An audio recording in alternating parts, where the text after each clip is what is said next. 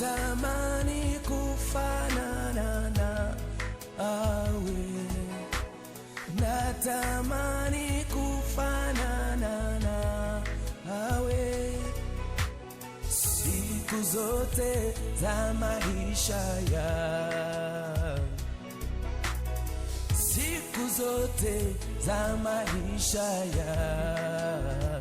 Natamani mimi, natamani kufanana nawe, kufanana nawe, natamani kufanana nawe siku zote za maisha yangu, siku zote za maisha yangu. maisha yangu na yakabidhi kwako, siku zote za maisha yangu, siku zote za maisha yangu.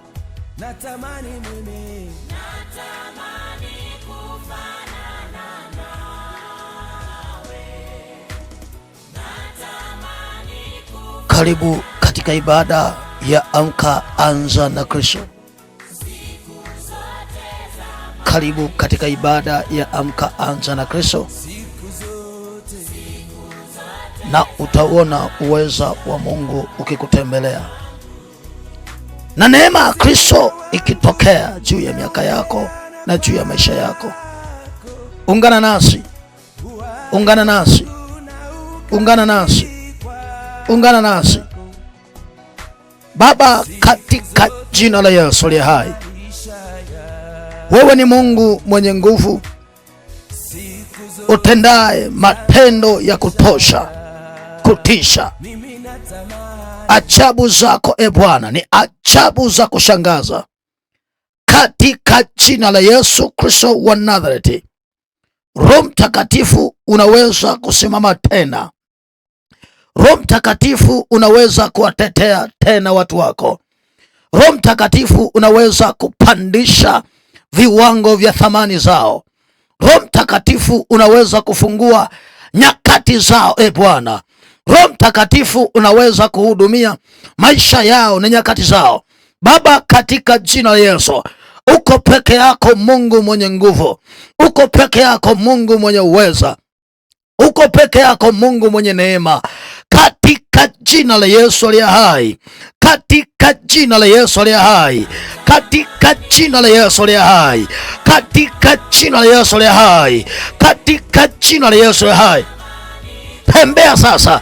Watu wako wanajua kwamba upo na unaweza, kwamba watu wako wanajua kwamba upo na unatenda. Watu wako wanajua kwamba upo na unaweza kutokea. Katika jina la Yesu, tokea juu ya hatua zao, tokea juu ya miaka yao, tokea juu ya majira yao, tokea juu ya nyakati zao. Baba, katika jina la Yesu, tumekuja mbele za uso wako, wamekuja mbele za uso wako, waseme wewe ni Alfa na Omega, waseme wewe ni wa kwanza na wa mwisho. Unajitosheleza kwa nguvu zako nyingi, unajitosheleza kwa uweza, unajitosheleza kwa neema. Katika jina la Yesu aliye hai, Baba, wafunike kwa utukufu wako mwingi, wafunike kwa neema yako nyingi, wafunike kwa kibali chako e Bwana, ukiwatenganisha na kila ngome za mateso, ukiwatenganisha na kila ngome za machozi, ukiwatenganisha na kila ngome za kulia. Katika jina la Yesu, wewe ni Mungu utendaye, wewe ni Mungu uokoaye, wewe ni Mungu uponyaye. Katika jina la Yesu, tembea sasa Bwana kwa utukufu wa jina lako. Tembea sasa Bwana kwa utukufu wa neema yako. Tembea sasa Bwana katika jina la Yesu. Watu wako e Bwana wamesogea kwenye ibada hii ya Amka Anza na Kristo katika siku kama hii, kwenye mwezi kama huu. Katika jina la Yesu tunauliza nguvu ya Alfa ya mwezi huu e Bwana. Tunauliza nguvu ya Alfa, tunauliza nguvu ya Alfa, tunauliza nguvu ya Alfa, tunauliza nguvu ya Alfa. Vipo vitu vingi ambavyo watu wako wanatamani kuvianzisha, lakini hawana nguvu za kuanza. Nasema Bwana, uweza wako uwatembelee, kibali chako kiwatembelee. Moto na mamlaka, moto na uweza, moto na mamlaka, moto na uweza, moto na mamlaka, moto na uweza, ukiondoa kila upinzani, ukiondoa kila ngome, ukiondoa kila uchawi, ukiondoa kila laana, ukiondoa kila mikosi. Nasema mkono wako anza kusukuma kila adui aliye kinyume cha miaka yao, kila adui aliye kinyume cha maisha yao, kila adui aliye kinyume, katika jina la Yesu. Wewe ni Mungu utendaye. Kwa jina lako tunastawi, kwa jina lako wanastawi, kwa jina lako wanaongezeka, kwa jina lako wanastawi, kwa jina lako wanapenya mahali walipozuiliwa, katika jina la Yesu hai. Nasema Baba, katika jina la Yesu, ni nani aliye kama wewe Bwana? Wewe ni Mungu unayestahili sifa na heshima na utukufu, katika jina la Yesu, katika jina la Yesu, katika jina la Yesu. Asante kwa sababu hautapungua, asante kwa sababu unaweza, katika jina la Yesu le hai.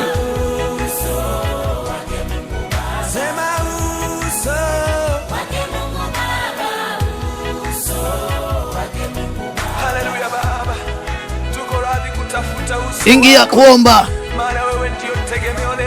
mwambie nguvu ya Alfa, nguvu ya Alfa ya kuanza vitu, nguvu ya Alfa ya kuanzisha biashara, nguvu ya Alfa ya kuanzisha kila kitu, ya kuanzisha katika jina la Yesu. Yamkini kuna vitu vingi wameshindwa kuvianzisha, lakini neema yako Bwana, katika jina la Yesu, tembea kwa uweza, tembea kwa neema, tembea kwa kibali, tembea kwa jina la Yesu, ukiwatikisa kila maagenti wanaoinuka kinyume cha maisha yao, wanaoinuka kinyume cha maisha yao, wanaoinuka kinyume cha nyakati zao, katika jina la Yesu. Sukuma mabaya ya wakatae Bwana, sukuma hizo laana ziwakatae Bwana, sukuma hiyo mikosi iwakatae Bwana, katika jina la Yesu aliye hai. Ni nani kama wewe Bwana? Ni nani kama wewe Bwana? Ni nani kama wewe Bwana? Ni nani kama wewe Bwana? Ni nani kama wewe Bwana? Itika kwao, itika kwao, itika kwao, itika kwao, itika kwao, itika kwao. Ukianza kutenda, ukianza kufanya, ukianza kuokoa, ukianza kuponya, katika jina la Yesu. Yoyote aliyesogea kwako aanze kukutana na wewe kwa viwango vya nguvu zako, kwa viwango vya neema, kwa viwango vya baraka, kwa viwango vya utisho. Rakate rika sekereboko, katika jina la Yesu. Karibu katika ibada hii ya Amka Anza na Kristo, ya Amka Anza na Kristo, na uwezo wa Mungu hautakupungukia. Miujiza, uponyaji, afya vikufuate, roho ya uzima ikufuate, roho ya uponyaji ikufuate, roho ya mpenyo ikufuate. Mahali ambapo umezuiliwa jana, natangaza tangazo, natangaza tangazo, natangaza tangazo.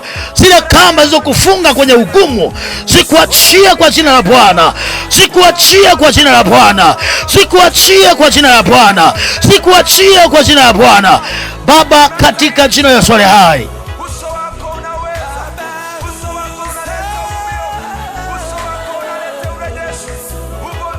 omba nasi katika ibada hii ya Amka Anza na Kristo, na uwezo wa Mungu Baba utakuwa pamoja nawe. Kibali cha uponyaji Yesu atakiachilia juu yako. Yamkini umepita kwenye magumu, yamkini umepita kwenye mabaya ya kutosha, lakini ngoja nikwambie neno la matumaini. Yale yasiyowezekana kwa wanadamu, kwa Mungu inawezekana. Bwana Yesu asifiwe. Bwana Yesu asifiwe. Haleluya, haleluya, haleluya, haleluya. Sikiliza nikwambie habari za kitu kinachoitwa baraza la Bwana. Kwenye wakati uliopita tulijifunza habari ya kitu kinachoitwa waketio kwenye baraza la Bwana. Na leo ikiwa ni siku ya pili tukiwa tunaendelea na somo letu, waketio kwenye baraza la Bwana. Haleluya, haleluya. Jina la Bwana libarikiwe, jina la Bwana libarikiwe. Tukajifunza ya kwamba waketio kwenye baraza la Bwana wanaweza kujua yanayowapasa kupokea au yanayowapasa kuyajua. Kwenye baraza la Bwana wanaweza kujua kwamba ni kitu gani ambacho Bwana anakihitaji kwenye nyakati na majira ambayo Mungu ameyakusudia. Haleluya, haleluya.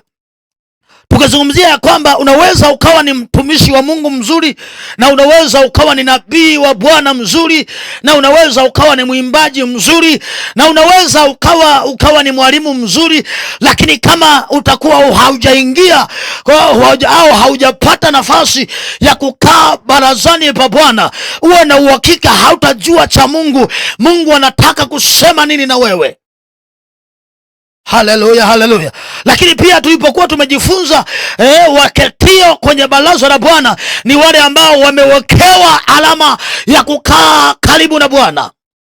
Yoyote anayekaa karibu na Bwana ana alama ya kiagano ya kukaa karibu na Bwana. Haleluya, haleluya. Anayekaa karibu na Bwana amewekewa alama ya kukaa karibu na Bwana. Ina maana yeyote ambaye anakuwa amekaa karibu na Bwana anakuwa amevishwa vazi la wabeba agano. Wabeba agano wowote au wabeba agano wa kimbingu wana alama ya damu ya mwana kondoo. Ndio maana Biblia inasema yoyote anayeweza kushinda anashinda kwa neno la ushuhuda na kwa damu ya mwana kondoo. Walimshinda yule joka kwa neno la ushuhuda na kwa damu ya mwana kondoo. Inamaanisha yoyote ambaye anakaa karibu na Bwana ana ushuhuda wa kumshuhudia. Ushuhuda, yoyote anayeweza kubeba ushuhuda wa Bwana haujawahi kuwa mwepesi. Narudia tena, ushuhuda wa Bwana haujawahi kuwa mwepesi. Na palipo na Bwana huwa una uhakika pana mambo ya kustajabisha na kushangaza, kwa sababu Bwana hajawahi kufanya muujiza wa kiwango cha hali ya chini. Anafanya miujiza ya viwango vya hali ya juu. Haleluya, haleluya. Haleluya, haleluya.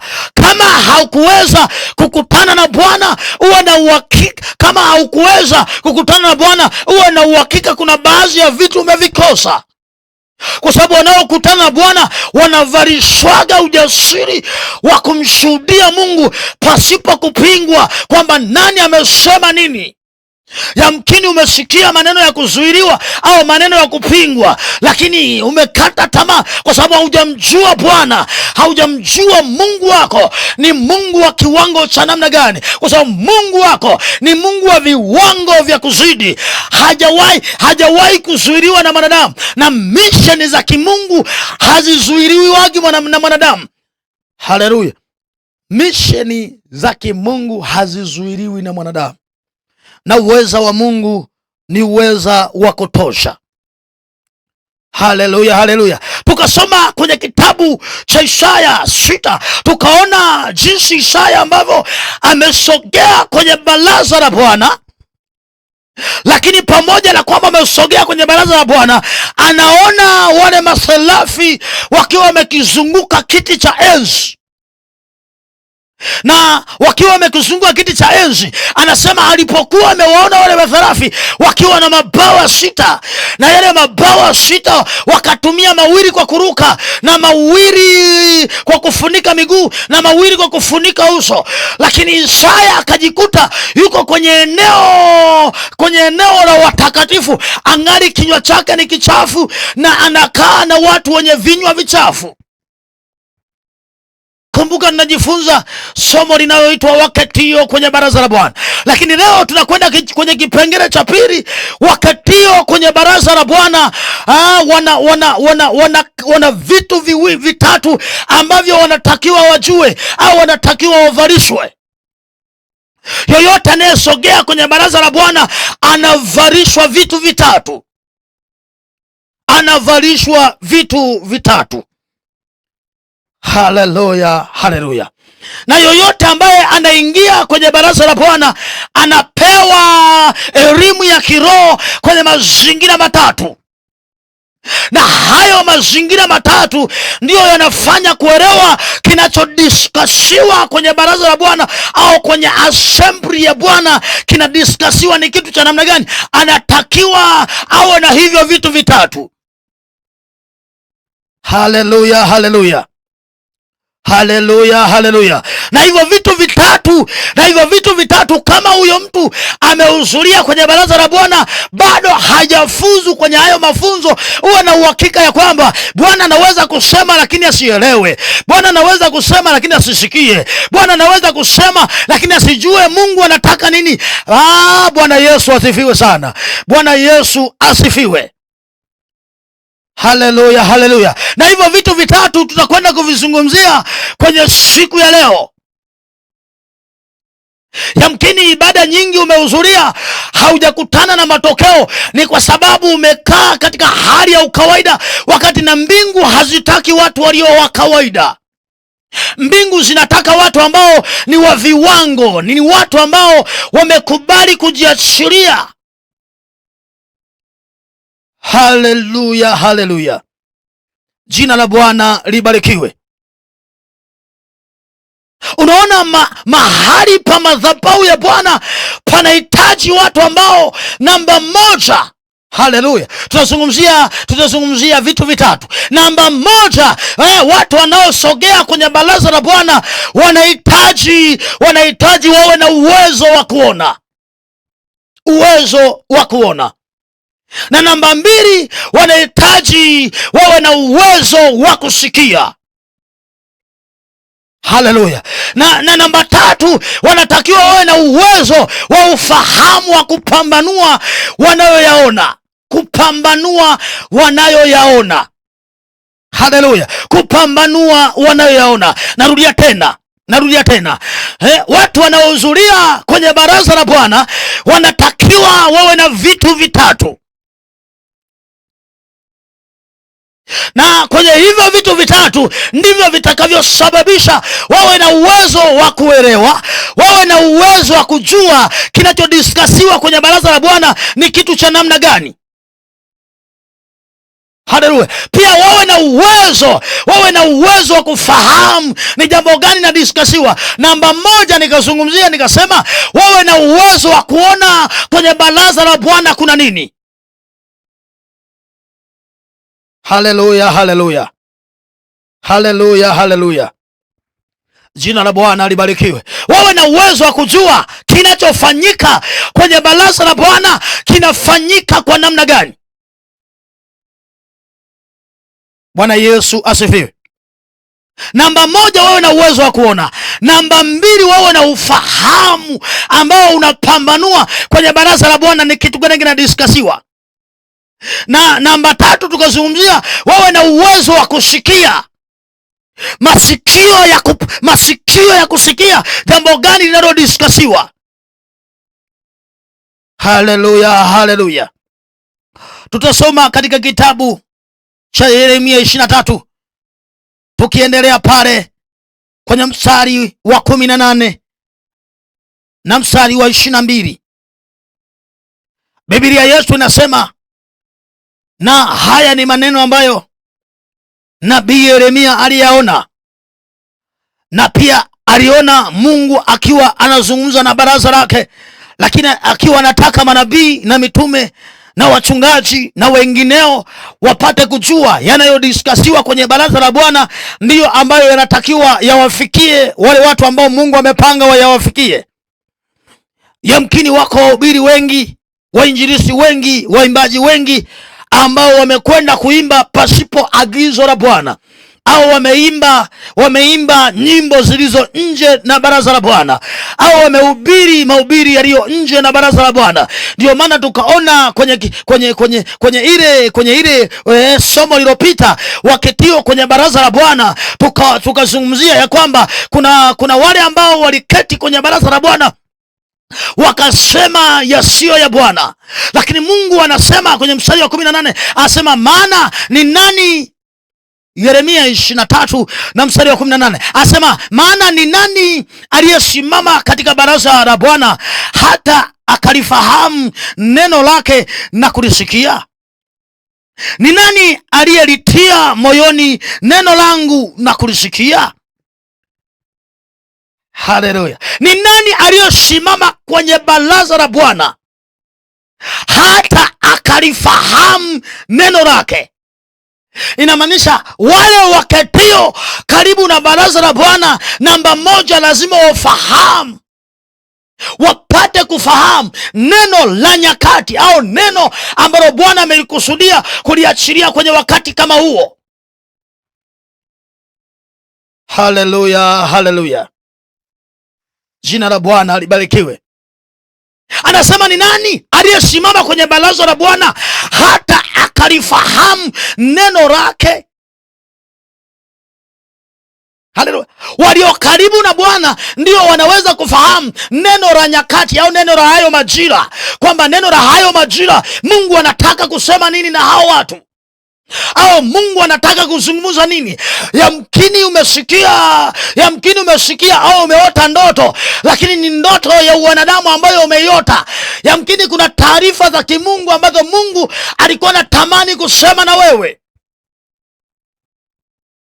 Je, ni nani aliyesimama karibu na baraza la Bwana akafahamu,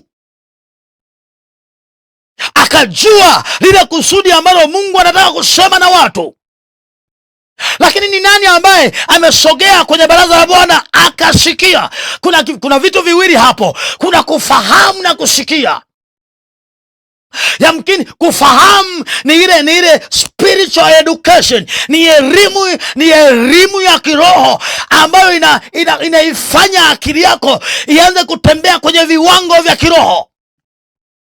Elimu ya kiroho inayofungua nafsi yako kuanza kutembea kwenye viwango vya kiroho, na viwango vya kiroho vinahitaji watu ambao wamepokea elimu ya viwango.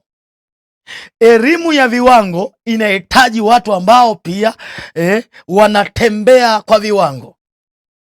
Haleluya. Ufahamu, kuna kitu kinachoitwa kupokea ufahamu wa kimbingu, na ili upokee ufahamu wa kimbingu inatakiwa ukae karibu na baraza la Bwana, na kama huko mbali na baraza la Bwana hauwezi ukafahamu vinavyopasa kuvimiliki kwenye baraza la Bwana. Kwenye baraza la Bwana kunahitaji ufahamu ambao ufahamu kwenye baraza la Bwana ni tiketi ya uelewa wa kujua Mungu anasema nini au anataka nini. Haleluya, haleluya. Lakini anasema ni nani ambaye amesogea kwenye baraza la Bwana akakosa kusikia neno lake? Inamaanisha kwenye baraza la Bwana kuna neno la nyakati au neno la maelekezo kwa watu wa Mungu. Neno la maelekezo, na kila vita za ulimwengu wa roho hauwezi kushinda kama hauna tamko la maelekezo, namna gani ya kuomba, namna gani ya kutoa. Haleluya, haleluya, jina la Bwana libarikiwe. Bwana apewe sifa. Haleluya, haleluya. Lakini tunakuja kwenye kipengele cha tatu ambacho tukazungumzia kusikia, kufahamu na kuona. Kusikia, kufahamu na kuona. Kuna mazingira Mungu huwa anasema na watu kwa kuwaonyesha vitu. Unaona nini? Unachokiona wewe kwenye ulimwengu wa roho unaona nini? Kwa unachokiona wewe kwenye maisha yako ya kawaida unaona nini? Unachokiona wewe kwenye dini yako unaona nini? Unachokiona wewe kwenye manabii na mitume unaona nini? Si swala kwamba kuna ambayo umeona kwenye mitume na manabii. Ni swala kwamba anachokuonesha Mungu umekiona. Haleluya, haleluya, haleluya, haleluya. Je, hicho kitu unachokiona, je, ni Mungu amekuonyesha au uko kwenye mazingira ya kawaida, ni dunia imekuonyesha? Haleluya, haleluya, jina la Bwana libarikiwe. Haleluya, haleluya. Unaona kitu kimoja, anasema unaona nini? Unaona nini? Kuna vitu ambavyo ukisogea kwenye baraza la Bwana inakubidi uvione. Haleluya, haleluya. Ukisogea kwenye baraza la Bwana inakubidi kuna baadhi ya vitu vione, na kama bila kuviona, kuna baadhi ya maswali ambayo Mungu atatamani akuulize, atagundua ya kwamba hakuna unachojua au hakuna ulichoona. Bwana Yesu asifiwe. Bwana Yesu asifiwe. Tukiendelea mstari unaofuata, anasema mstari wa 22, Yeremia 23:22, anasema hivi, lakini kama wangalisimama katika baraza yangu, ndipo wangaliwasikilizisha watu wangu maneno yangu. Na kama wangalisimama lakini kama wangalisimama katika baraza yangu, na ndivyo wangaliwasikilizisha watu wangu maneno yangu. Inamaanisha kuna baadhi wako nje ya baraza la Mungu, lakini wanawasikilizisha watu wa Mungu maneno yasiyo ya Mungu. Haleluya. Maneno yasiyo ya Mungu yamekuwa wakiwasikilizisha maneno yasiyo ya Mungu. Tukasoma kwenye kitabu hicho wasioketi kwenye baraza la Bwana, wameambia wanaomdharau Mungu, wakawaambia mtakuwa na amani. Wamewaambia waliomkataa Mungu kwamba mtabarikiwa. Wamewaambia wale ambao wamemkashifu Mungu, wamewaambia mtapokea utajiri au mtapokea wingi wa vitu. Wamewaahidi au wamewaombea kupokea baraka, angali mwenye baraka akiwa amewakasirikia. Si swala la kwamba umeombewa na watumishi wangapi, ni swala la kwamba kwenye baraza la Bwana Mungu anakuonaje au Mungu anasemaje. Haleluya, haleluya. Yamkini umetoa unabii kwenye ndoto zako, umetoa unabii ukasema huu ni unabii, angali ndoto hiyo ni ndoto yako, haukuingia kwenye baraza la Bwana. Bwana Yesu asifiwe. Haleluya, haleluya. Nasema kama ukiingia kwenye baraza la Bwana utajua ya kupasayo kuwasikilizisha watu wa Mungu. Uwasikilizisha jambo gani? Na Bwana amesema uwasikilizisha kitu gani?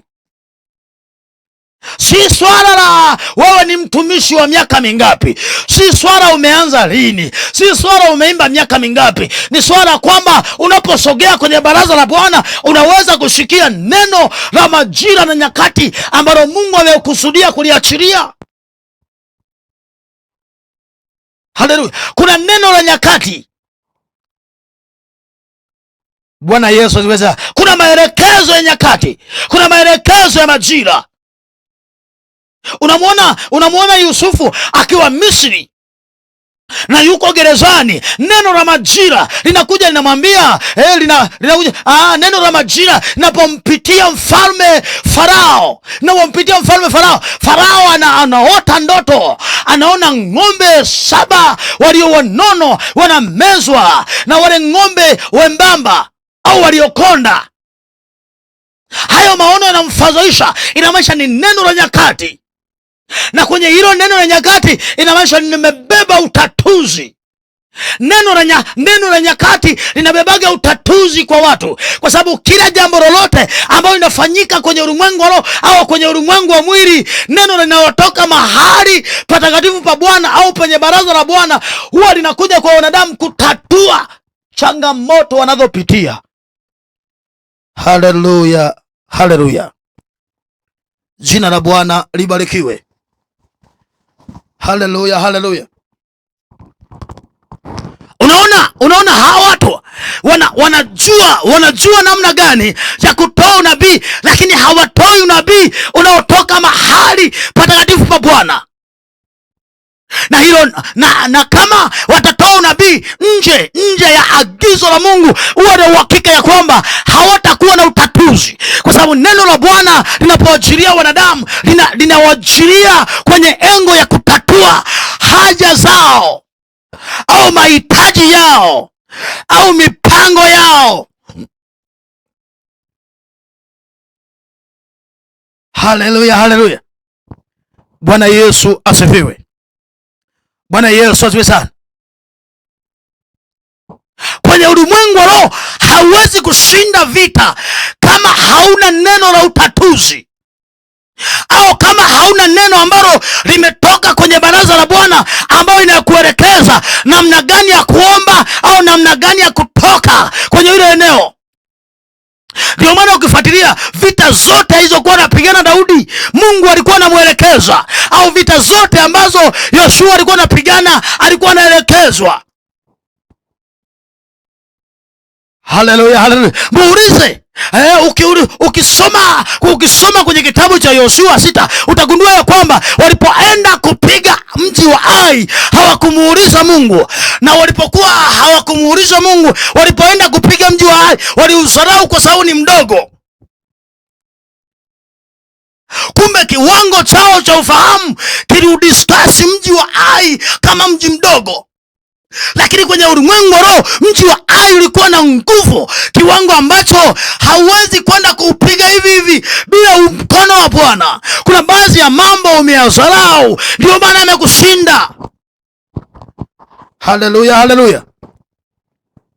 Kuna baadhi ya mambo umeyadharau, umeendea pupa, ndio maana amekushinda. Kwa nini yamekushinda? Yamekushinda kwa sababu haujamuhusisha Mungu. Na kama ungemuhusisha Mungu, uwe na uhakika ya kwamba hilo jambo ambalo unaliona ni gumu, Mungu angelifanya wepesi. Haleluya, haleluya. Anasema ni nani ambaye alisogea kwenye baraza alisimama kwenye baraza langu akakosa kusikia neno langu? Inamaanisha kuna kitengo cha kwamba unaweza ukasogea kwenye baraza la Bwana, lakini unapaswa kujua neno la Bwana la hizo nyakati. Bwana anasemaje kuhusu wewe? Bwana anasemaje kuhusu nyakati zako? Bwana anasemaje kuhusu miaka yako? Haleluya, haleluya. Jina la Bwana libarikiwe. Haleluya, haleluya. Unaona jinsi ambavyo anasema, lakini kama wangalisimama katika baraza yangu, ndipo wangaliwasikilizisha watu wangu maneno yangu na kuwageuza waziache njia zao mbaya na uovu na matendo yao. Anasema tena mstari wa 23, anasema mimi ni Mungu aliye karibu, asema Bwana, mimi si Mungu aliye mbali. Inamaanisha kuna baadhi ya mambo kama ulimwona Mungu hayuko karibu na wewe, uwe na uhakika ya kwamba wewe mwenyewe, ndio maana wewe mwenyewe ulidiverge kukaa kwenye baraza la Bwana. Hivyo kuna baadhi ya vitu haujapata kuvisikia wala kuvielewa, ndio maana unatembea kwenye ugumu. Angali Bwana angalikusaidia kwenye ugumu unaotembea. Mahali ambapo pana ugumu, Bwana anaweza kuachilia wepesi. Mahali ambapo pana uzito, Bwana anaweza kuachilia wepesi. Mahali ambapo pana ugonjwa, Bwana anaweza kuachilia uponyaji. Ni wewe tu kiwango cha kufungua moyo wako na kuamini. Haleluya, haleluya.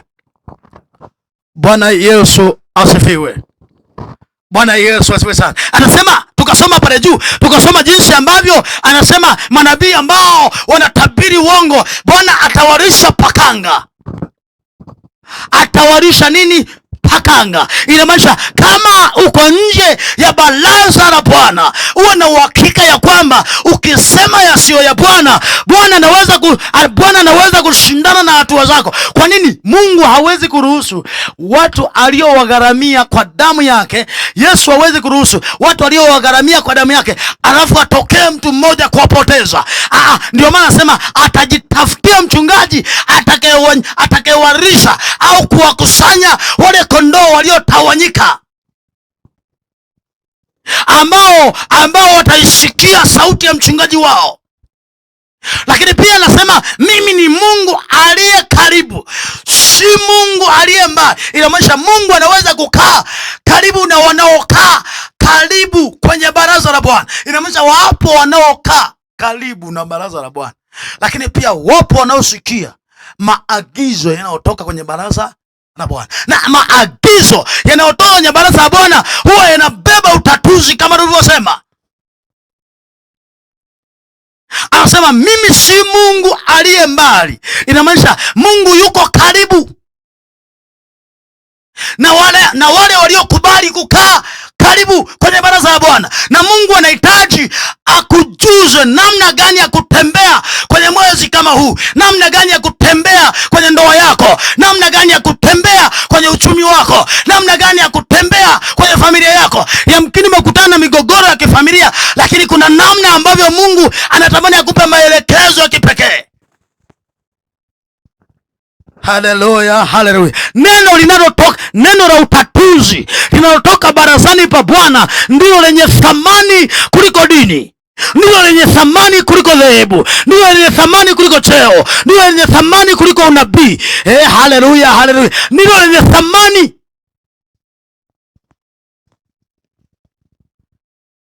Haleluya, haleluya. Neno la nyakati linaweza kuifanya nchi ikapita kwenye vipindi vya raha. Neno la nyakati linaweza kusababisha kama kulikuwa na magonjwa watu wakaponywa. Haleluya, haleluya. Yamkini umekata tamaa kwenye mazingira ambayo unaishi, au umekata tamaa kwenye ndoa unayotembea nayo, lakini amini ya kwamba mkono wa Mungu ukikutembelea, yale yaliyoshindikana yanaanza kuwezekana. Haleluya, haleluya. Usiruhusu moyo wako ukakata tamaa, na kama utauruhusu moyo wako ukakata tamaa, angali Mungu yuko karibu, au Mungu yuko pamoja na wewe. Uwe na uhakika ya kwamba utakuwa umempa shetani ushindi kirahisi sana. Mtu aliyekata tamaa ni sawa na kwamba mtu anatembea angali amekufa. Yaani ni sawa na kwamba mwili uliokufa alafu unatembea. Mtu aliyekata tamaa ni sawa na mtu aliyekufa. Na usiruhusu moyo wako ukakata tamaa. Na ukikata tamaa, uwe na uhakika ya kwamba shetani anashangilia kwa sababu amekushinda. Haleluya, haleluya. Nyenyuka twende.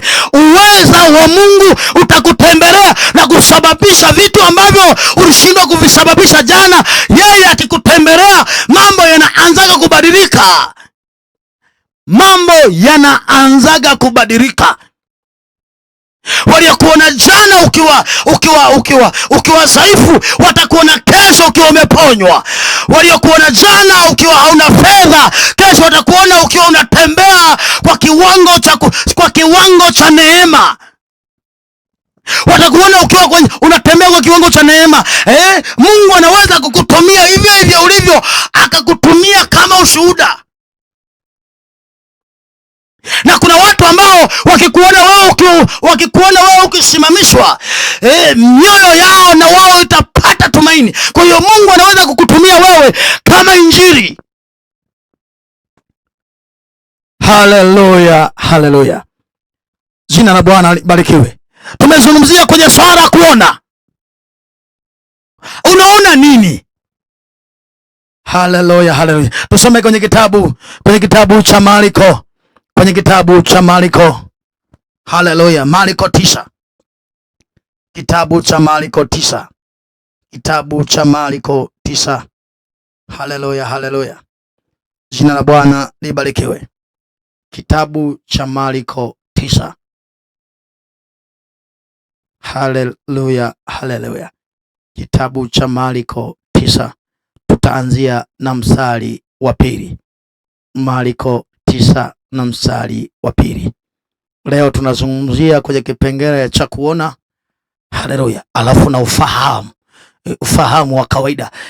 Unaona nini kwenye ulimwengu wa roho? Unaona nini? Haleluya, haleluya. Marko 9 kuanzia mstari wa 2. Anasema hivi: hata baada ya siku 6 Yesu akawatoa Petro, Yakobo na Yohana, akawaleta juu ya mlima mrefu faragani, peke yao, akageuka sura yake mbele yao. Haleluya, haleluya. Mstari wa 3 anasema hivi, mavazi yake yakimetameta, meupe mno, jinsi asivyoweza dobi duniani kuyafanya meupe. Wakatokewa na Elia pamoja na Musa, nao walikuwa wakizungumza na Yesu. Petro akajibu akawaambia, Yesu, Labi, ni vizuri sisi kuwepo hapa. Tufanye vibanda vitatu, kimoja chako wewe, kimoja cha Musa na kimoja cha Elia. Haleluya, haleluya. Unaona ya kwamba kwenye hili eneo unaona ya kwamba Yesu aliwachukua wanafunzi wake watatu, Petro, Yohana na Yakobo, akapanda nao faragani, akaenda nao mahali pa faragha, mahali pa kuomba pa faragha. Lakini hawa Petro, Yohana na Yakobo walikuwa kwenye kitengo cha kuona. Mungu alikuwa anafundisha wawe na uwezo wa kuona. Wapokee tu neema ya kuwa na uwezo wa kuona vitu vinavyofanyika vya ulimwengu wa roho, shifti za ulimwengu wa roho. Walikuwa wana uwezo wa kumuona Yesu, lakini walikuwa hawajapokea uwezo wa kumuona Elia na Musa at the same time. Yaani muone Elia na Musa at the same time. Ndio maana nagundua ya kwamba wakati Elia anaondoka anamwachia Elisha roho ya kinabii, alimwambia utakaponiona, kwa sababu Elisha alimuomba Elia akasema, ninaomba maradufu ya roho yako. Ninaomba maradufu ya roho, nipe roho yako maradufu. Elia anavyomwambia omba chochote, alimwambia naomba roho yako maradufu. Na Elia akamwambia Elisha akasema utakaponiona. Inamaanisha picha, yani mtihani wa Elisha ulikuwa kuona.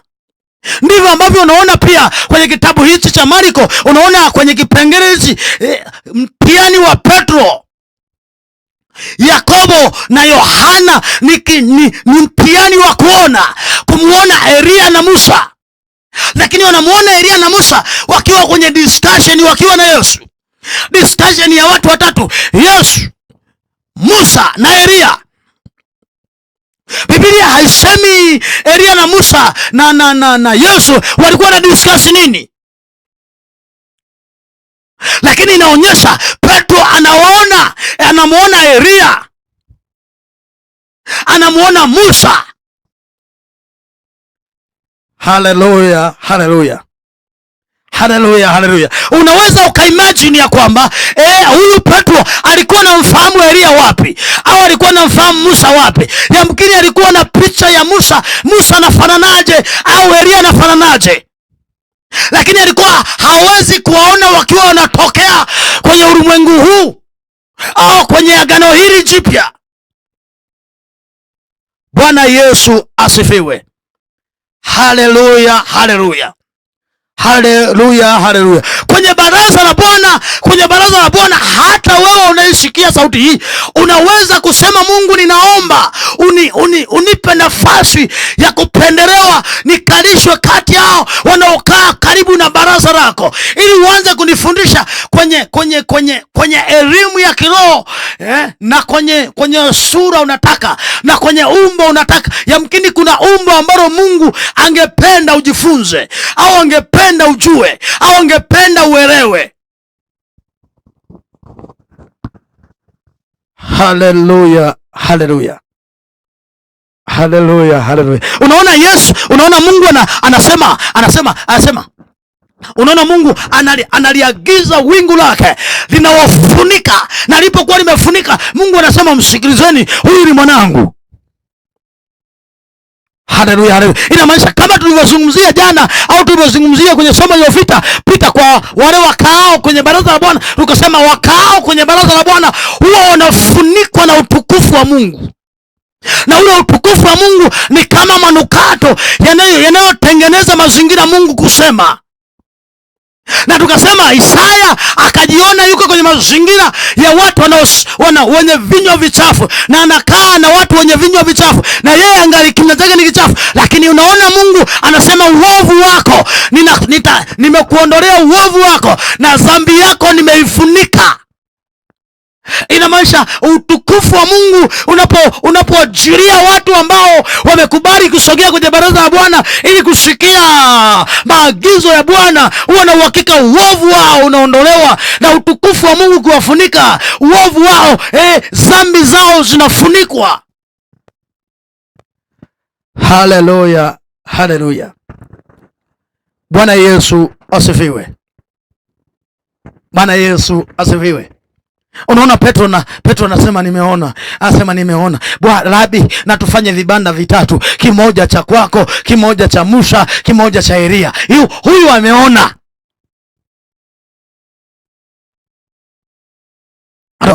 Tukiona kwenye hiyo elimu ya kuona, tunamwona pia na Elisha anasema nimeona farasi wa moto wakimchukua bwana wangu. Nimeona, inamaanisha aliona wale farasi wakimchukua bwana. Inamaanisha kama asingeona, inamaanisha lile vazi la kinabii ambalo lilikuwa inatoka ndani ya Elia linakuja kwa Elisha isingetoka. Inamaanisha agano lilikuwa kuona. Bwana Yesu asifiwe. Bwana na apewe sifa.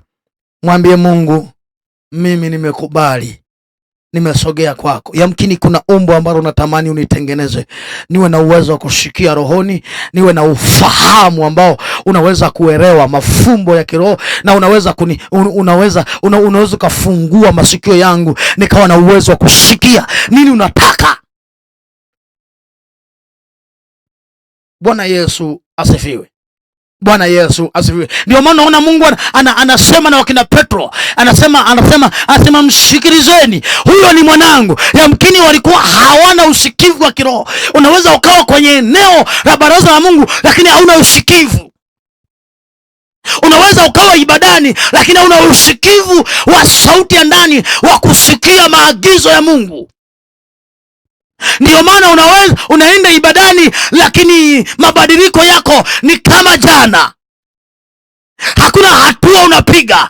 Kwa nini hakuna hatua unapiga? Inamaanisha kuna mazingira haujayapata maelekezo ya Mungu. Kwa sababu maelekezo ya Mungu huwa yanakuja na upya. Huwa yanakuja na matengenezo. Huwa yanakuja na mazingira ya kumbadilisha mtu kwenye hali ya ndani na kwenye hali ya mwili. Bwana Yesu asifiwe. Bwana Yesu asifiwe. Haleluya, haleluya. Omba nasi kwenye ibada hii ya Amka Anza na Kristo, na mkono wa Bwana usikupungukie.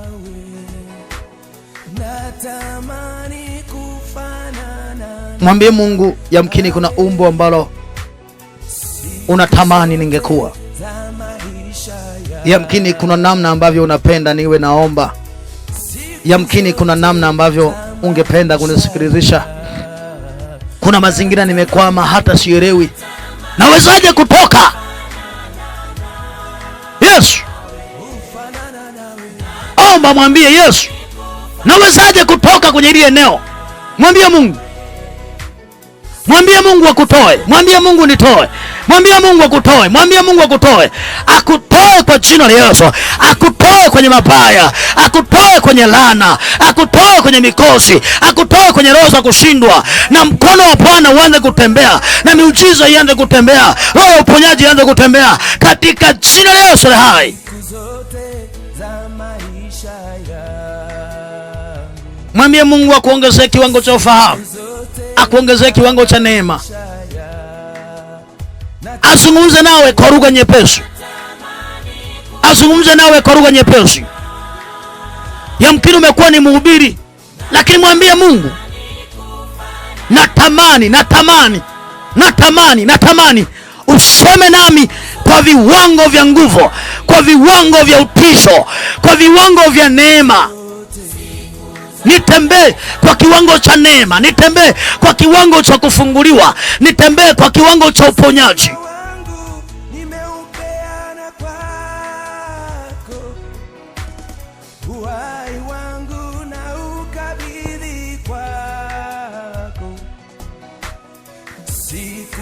zote za maisha yangu. Ni nani aliyesogea kwenye baraza langu akakosa kusikia neno langu? Lakini kama wangalisogea kwenye baraza langu, wangalijua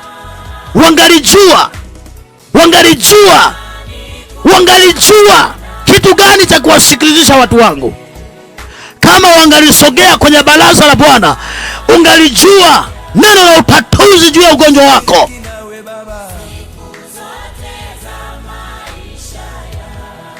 Ninakuombea kwa jina la Yesu aliye hai.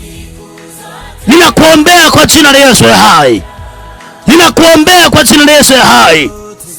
Ninakuombea kwa jina la Yesu aliye hai. Mahali ambapo hatua zako zilikwama na huna neno la matumaini tena, nasema Bwana akuletee neno la nyakati la kukutoa kwenye vipindi vigumu, la kukutoa kwenye mahali pabaya, la kukutoa kwenye maeneo ya machozi, la kukutoa kwenye maeneo ya kulia.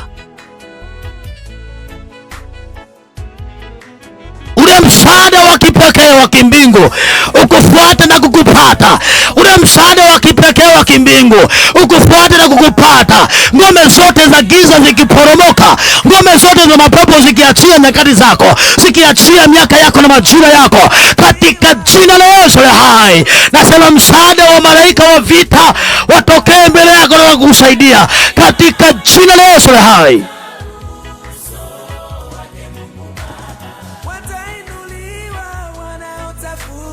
Rakat rika riaka sekete riaka opoka sekete. Nasema nimeachilia damu ya Yesu, damu ya Yesu. Ufahamu ulio naswa kwenye mabaya unatoka sasa. Ufahamu ulio naswa kwenye laana unatoka sasa. Masikio yaliyo naswa kwenye ndoto mbaya, horoza, uharibifu wanatoka sasa, katika jina la Yesu aliye hai. Ninakuombea kwa mamlaka ya jina la Yesu. Ninakuombea kwa mamlaka ya jina la Yesu. Shika sikio lako, shika sikio lako, shika sikio lako. Mwambie Mungu, yamkini sikio langu lilinaswa mahali pa uharibifu. Yamkini macho yangu yalinaswa mahali pa machozi. Mwambie Mungu, mwambie Mungu, shika macho yako, shika macho yako, shika macho yako, shika macho yako, shika macho yako. Yamkini umekuwa ukitazama au ukiota, ukionyeshwa mambo mabaya, ukionyeshwa laana, ukionyeshwa mikosi, lakini Biblia Bwana anakuambia, anasema hana anakuwazia yaliyo mema, hakuwazii mabaya. Kila mabaya uliyoyaona yasiwe yako kwa jina la Yesu. Yasiwe yako kwa jina la Yesu. Yasiwe yako kwa jina la Yesu. Yasiwe yako kwa jina la Yesu. Ninakuombea kwa mamlaka ya jina la Yesu. Kama kuna ngome zinasimamaka, kama kuna uganga unasimamaka juu yako ukishindana na wewe, huo uganga na uchawi vianze kukuachia. Hizo laana na mikosi zianze kuachia. Magonjwa ya kila namna yaanze kuachia. Roho za matambiko zianze kuachia. Ndoto mbaya zianze kufutwa kwa mkono wa Bwana wa majeshi aliye hai.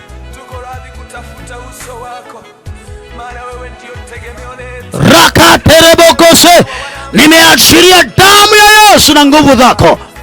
Kwamba tutakapo kutafuta tutakupata. Tunaliitia jina lako Baba. Tuma uvuvio, tuma baraka, tuma urejesho, tuma amani. Amen. Amen. Ungana nasi katika ibada za Amka Anza na Kristo, Jumatatu, Alhamisi na Jumapili, kuanzia saa 11 mpaka saa 12 kamili. Utauona mkono wa Bwana ukitembea na kukua majibu mbele za uso wako na mbele ya miaka yako. Ungana nasi wala usichoke, usikate tamaa. Utapokea neema ipitayo kawaida katika jina la Yesu na kwa damu ya Yesu. Amen. Amen. Amen.